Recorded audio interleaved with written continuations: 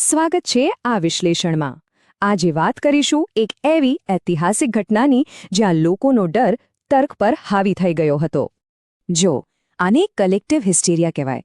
1803ના લંડનમાં આ જ ભયાનક માનસિકતાએ લોકોની સામાન્ય સમજણ આખી ખતમ કરી નાખી.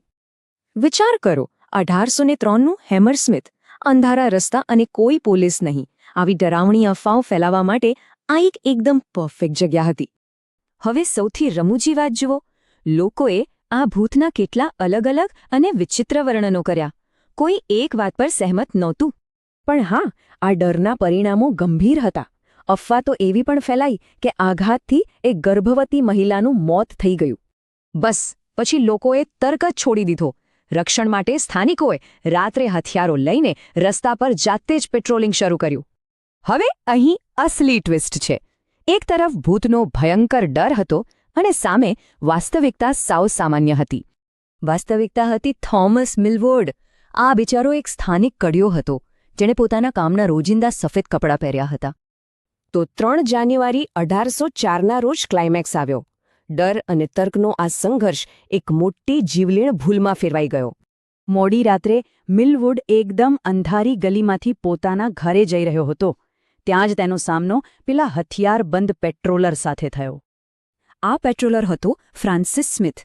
એ એટલો બધો ગભરાયેલો હતો કે ડરના લીધે તેને અસલી વાસ્તવિકતા દેખાતી જ નહોતી.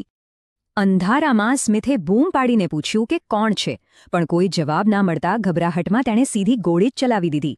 પરિણામ, સાવ ખોટી અંધશ્રદ્ધાને કારણે એ જ ગલીમાં એક નિર્દોષ માણસનું ઘટના સ્થળે જ કમકમાટીભર્યું મૃત્યુ થઈ ગયું. હવે મોટો પ્રશ્ન એ છે કે જો મિલવોર્ડ ભૂત નહોતો, તો પછી આખા શહેરમાં આ જીવલેણ ગભરાટ ફેલાવતું કોણ હતું? સત્ય સાવ મૂર્ખામીભર્યું હતું.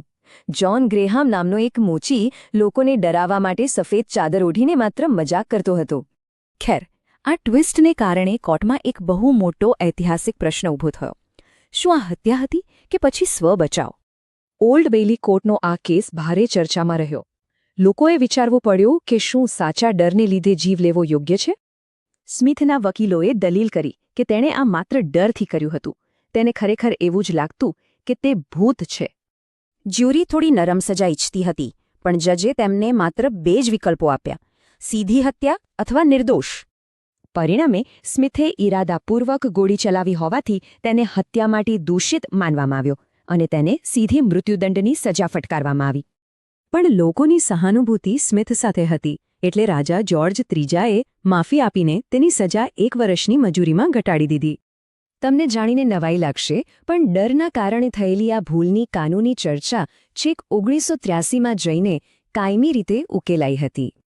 ખરેખર જુઓ તો હેમરસ્મિથનો અસલી રાક્ષસ કોઈ ભૂત નહીં, પણ માત્ર લોકોનો સામૂહિક ડર અને એક નાની ગેરસમજ જ હતી. જતાં જતાં એ વિચારજો, શું આજે પણ અંધશ્રદ્ધા અને ડર આપણો તર્ક ખતમ કરીને આવા જીવલેણ પરિણામો લાવી શકે છે ખરા?